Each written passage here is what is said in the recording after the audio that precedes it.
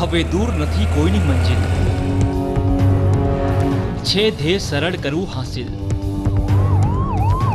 હવે નહીં અટકે જીવન મજધાર,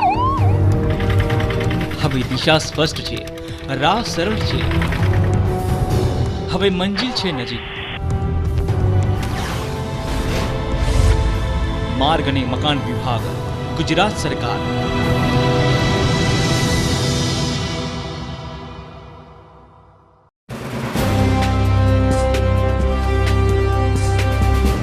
હવે ગુજરાતની મંજિલ દૂર નથી, કારણ કે ગુજરાત પાસે છે તેના ખૂણે ખૂણે ચેતનાનો સંચાર કરતું સુનિયોજિત, સુવિકસિત માર્ગ અને મકાન માળખું કે જેના થકી દિવસ રાત ધબકે છે ગુજરાત, જે આપે છે ગુજરાતના વિકાસના વહેણને વેગ દિન રાત.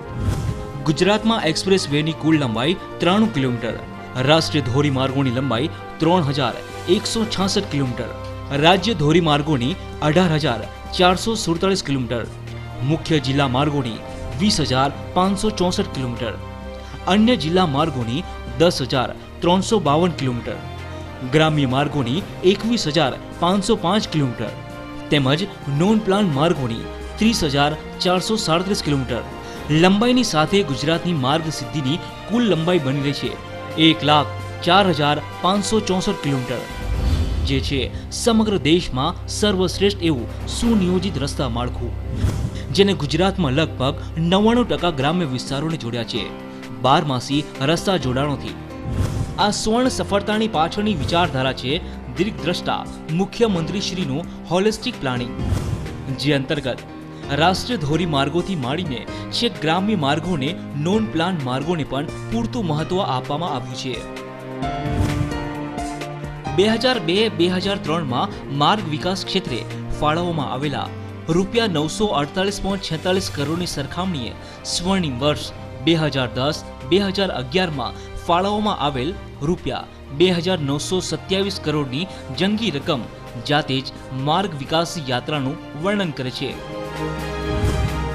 સર્વાંગી વિકાસના જ અભિગમને આગળ વધારવા રાજ્ય સરકારે એક એવી આગવી માર્ગ નીતિ ઘડી છે, જે અંતર્ગત રાજ્યના તમામ બંદરો, સેઝ વિસ્તાર, ઔદ્યોગિક વિસ્તાર, SIR, PCPIR તેમજ પ્રવાસી મથકોના જોડાણને પ્રાધાન્ય આપવામાં આવ્યું છે.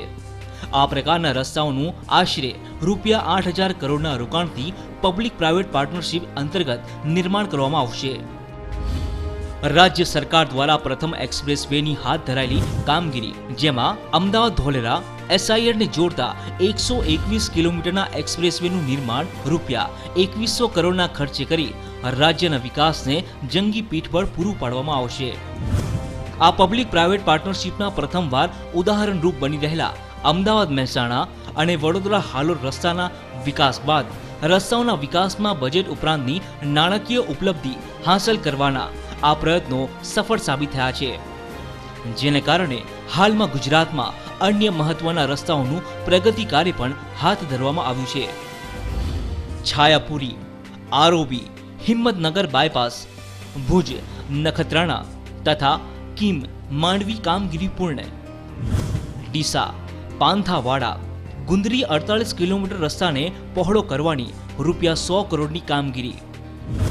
અમદાવાદ, વિરમગામ, માણિયા, રાજકોટ, જામનગર, વાડીનાર અને હાલોલ ગોધરા શામળાજી રસ્તાઓની 500 કિલોમીટર જેટલી લંબાઈ 4 માર્ગીય કરવાની કામગીરી પ્રગતિ હેઠળ છે.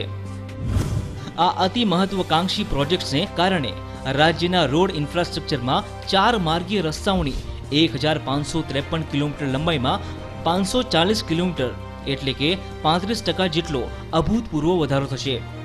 151 કિલોમીટરના 6 માર્ગીય રસ્તાઓ બનાવવામાં આવશે, જ્યારે 750 કિલોમીટર જેટલી લંબાઈના રસ્તા 10 મીટર પહોળા બનાવવામાં આવશે. આ PPP પ્રોજેક્ટ્સ ઉપરાંત યોજનાકીય ફાળવણીને વિવિધ યોજનાઓમાં ઢાળી રાજ્યના મોટા શહેરોના વેપારીઓ, વિદ્યાર્થીઓથી માંડીને રાજ્યના કિસાનો, વનબંધુઓ અને સાગર ખેડૂઓ માટે પણ રચાયેલા સુવ્યવસ્થિત વિકાસ માર્ગો એટલે કિસાન પથ, વિકાસ પથ ને પ્રગતિ પથ. ખેડૂતોની મહેનતને મંજિલ સુધી પહોંચાડવા શરૂ કરવામાં આવેલી કિસાન પથ યોજના, જેમાં રૂપિયા 1,027 કરોડના ખર્ચે 8,531 કિલોમીટર લંબાઈના 1,931 રસ્તાઓને મંજૂરી આપી છે. ગુજરાતની પ્રગતિનો નવો રસ્તો કંડારવા માટે રચાયેલો વિકાસ પથ, જેમાં રાજ્યની 132 નગરપાલિકાઓ તથા શહેરી વિસ્તારોમાંથી પસાર થતા રાજ્યના માર્ગોનો ફૂટપાથ, સ્ટ્રીટ લાઇટ, ડ્રેનેજ, પાર્કિંગની સુવિધા સાથે માર્ગ વિકાસ કરેલ છે.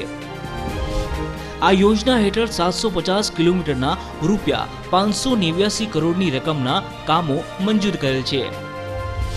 આ વિકાસ પથ હેઠળની સુવિધાઓનો લાભ જ્યાં નગરપાલિકા ન હોય પરંતુ તાલુકા મથક હોય એવા નગરોને આપવા 55 તાલુકાના 67 કામોને રૂપિયા 161.16 કરોડની મંજૂરી આપવામાં આવેલ છે. પ્રગતિ પથ એટલે રાજ્યના ઉત્તર, દક્ષિણ તથા પૂર્વ પશ્ચિમના દૂરના સ્થળોને જોડતા કુલ 3,710 કિલોમીટરના 9 હાઈસ્પીડ કોરિડોર વિકસાવવાની યોજના, જેમાં 96% કામગીરી પૂર્ણ કરવામાં આવી છે અને બાકીની કામગીરી વર્ષ 2010-2011માં પૂર્ણ કરવામાં આવશે. તે સાથે આપણા વનબંધુઓને તેમના દૂરના અને અંતરિયાળ ગામોને પણ 12માસી રસ્તા જોડાણોની સુવિધા પૂરી પાડવા છેલ્લા 3 વર્ષમાં રૂપિયા 827 કરોડના ખર્ચે 5,358 કિલોમીટર લંબાઈના રસ્તાઓની કામગીરી પૂર્ણ થઈ ચૂકી છે.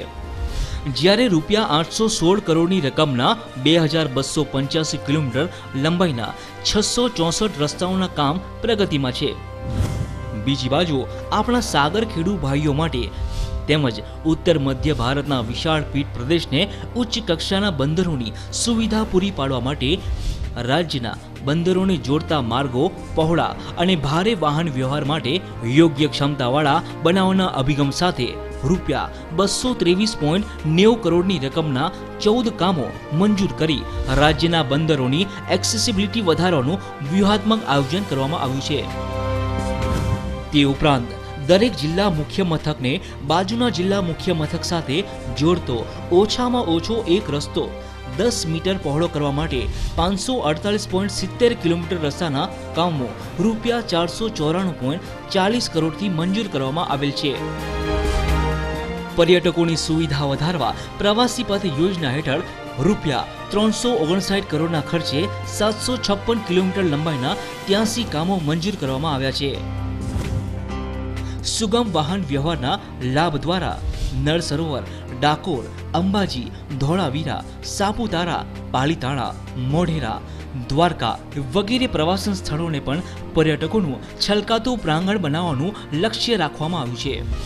આ તમામ રસ્તાઓની જીઓમેટ્રિકલ ડિઝાઇન પર આપવામાં આવ્યું છે પૂરતું ધ્યાન, જેમ કે અંડરપાસ, ઓવરબ્રિજ તેમજ રસ્તાઓ પર સલામતી માટેના sign board, retro reflective signages, cat eye, રસ્તાની સેન્ટર લાઇન અને બંને સાઇડ પર થર્મોપ્લાસ્ટ પટ્ટા, રોડ માર્કિંગ અને કેશ બેરિયર્સ જે અકસ્માતોનો ખતરો ટાળે છે અને રાહદારીઓને સેફ ડ્રાઇવિંગનો અનુભવ આપે છે.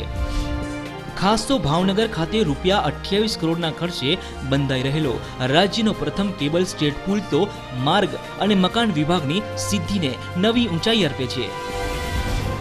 વિભાગની સિદ્ધિઓની યાદીમાં પ્રધાનમંત્રી ગ્રામ સડક યોજના તો સૌથી અગ્રેસર છે, જેના અમલીકરણમાં ગુજરાત સમગ્ર દેશમાં અગ્રેસર છે. પ્રધાનમંત્રી ગ્રામ સડક યોજના હેઠળ રૂપિયા 1,156 કરોડના ખર્ચે 2,156 પરાઓને પ્રથમવાર રસ્તાઓનો લાભ આપવામાં આવ્યો છે. યોજનાઓના ધાર્યા અને અસરકારક અમલને કારણે જ વર્લ્ડ બેંક દ્વારા ગુજરાતને સ્ટેટ હાઈવે પ્રોજેક્ટ માટે અત્યંત સંતોષકારક અમલીકરણનું રેટિંગ અપાયેલ છે. રાજ્ય સરકાર દ્વારા 1,576 કિલોમીટર લંબાઈના રસ્તાને આવરી લેતો રૂપિયા 2,200 કરોડનો નવો પ્રોજેક્ટ વર્લ્ડ બેંકની લોન સહાયથી હાથ ધરવાનું આયોજન કરેલ છે. ગુજરાત રાજ્યની આ સફળતાને લક્ષ્યમાં રાખી વિશ્વ બેંક દ્વારા નવેમ્બર-ડિસેમ્બરમાં 2 તજજ્ઞો દ્વારા institutional strengthening and good governance in highway sector learning from ગુજરાતનો અભ્યાસ કરવામાં આવેલ છે. આ અભ્યાસ બાદ વિશ્વ બેંક દ્વારા જે અહેવાલ પ્રસિદ્ધ કરવામાં આવ્યો છે તેમાં ગુજરાત સરકારના માર્ગ મકાન વિભાગ માટે દ્રઢ રાજકીય ઈચ્છા, માર્ગ મકાન વિભાગમાં આગેવાનીની સાતત્યતા, ગુડ પ્રેક્ટિસના અમલના ઉદાહરણો, જનતાને સાથે રાખીને પ્રશ્નોનું નિરાકરણ કરવું તેમજ ગવર્નન્સ ક્ષેત્રે ઇનોવેટિવ પદ્ધતિ, તાલીમ તથા ઉચ્ચ સ્તરની જાગૃતિ વગેરે મુદ્દાઓનો ઉલ્લેખ કરી આ મુદ્દાઓને અન્ય રાજ્યોને પણ અમલમાં મૂકવા જોઈએ તેવો ઉલ્લેખ કરવામાં આવ્યો છે. ગુજરાતના રસ્તા જો સમૃદ્ધિના દ્વાર છે તો ગુજરાતના અત્યાધુનિક મકાનો સમૃદ્ધિની વ્યાખ્યા. માર્ગ મકાન વિભાગ રાજ્યના અન્ય વિભાગો માટે મકાન બાંધકામ દ્વારા સરકારી તંત્રને આંતરમાળખાકીય સુવિધા ઉપલબ્ધ કરાવવાનું કામ પણ કરે છે.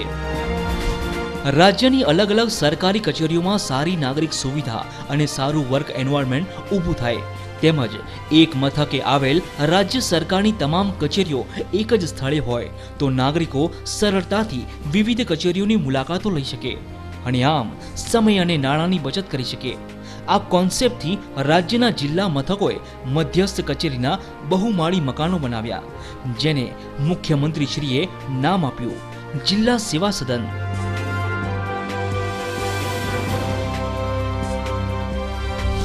તે જ કોન્સેપ્ટને તાલુકા મથકે લઈ જતા તાલુકા સેવા સદનોનું નિર્માણ મોરબી, ધાંગધ્રા તથા લીંબડી ખાતે પણ કરવામાં આવેલ છે અને અન્ય તાલુકા મથકોએ નિર્માણ કાર્ય પ્રગતિમાં છે.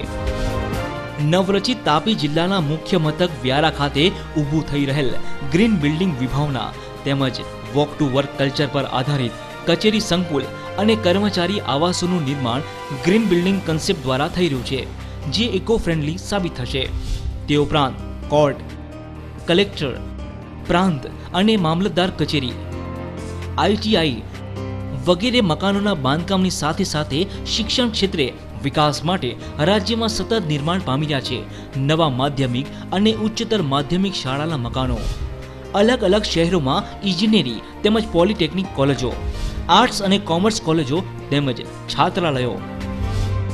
મકાન બાંધકામ માટે માર્ગ મકાન વિભાગનો ₹110 કરોડથી વધુનો પ્લાન છે.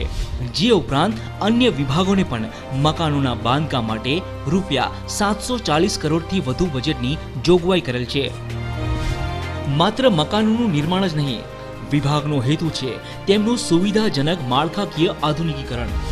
સરકારી મકાનો અને સ્ટ્રીટ લાઇટમાં વીજ બચતના સાધનો અને સોલરના ઉપયોગને પ્રાધાન્યતા આપીને 15,800 જેટલા ઉપકરણો કાર્યરત. રાજ્યના તમામ હેરિટેજ મકાનોની માહિતીનું સંકલન.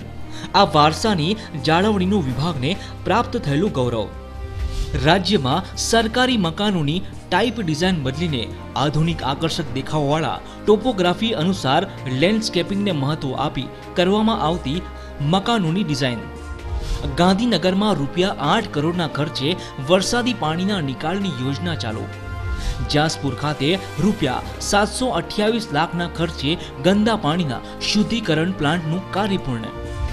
આ ઉપરાંત શહેરમાં સુશોભન માટે વિવિધ સર્કલ તેમજ હરિયાળા વૃક્ષોની હારમાળા, મકાન બાંધકામ સાથે ફરજિયાત જળ સંચયની સુવિધા, મકાન બાંધકામ સાથે વૃક્ષારોપણ, ગાર્ડનિંગ તેમજ લેન્ડસ્કેપિંગ, વિકલાંગ વ્યક્તિઓ માટેની સુવિધા અને આ બધી સુવિધાઓ માટે આધુનિક બાંધકામ મટીરીયલ્સનો ઉપયોગ તથા આકર્ષક સ્થાપત્ય.